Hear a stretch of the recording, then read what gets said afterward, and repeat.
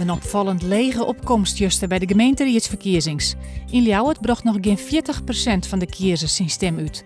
Op het Heerenveen wie dat 46% en in de Frieske Marren lag het percentage op 52%. In de Frieske Marren is de FNP de grootste partij geworden. In de gemeente Ljouwert en het Heerenveen is dat de Partij van de Arbeid. Opvallend zo'n het feit dat de partij er landelijk meer vaststaat. D66 helle in alle gemeenten winst. De VVD verleer of bleugeliek. Van de rechtbank in Ljouwert wordt Jood uitspraak dienen in de zaak Heiltjes. Marijke Heiltjes uit Jesterwoude waard verliezen in september in haar wenning om het leven bracht.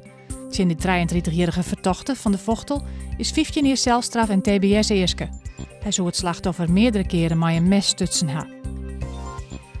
De politie doet onderzoek naar stellen sloepen. Deze week zijn mensen aangehouden die in de omjouwing van Snits een stellen sloep voor winterstalling aanberen.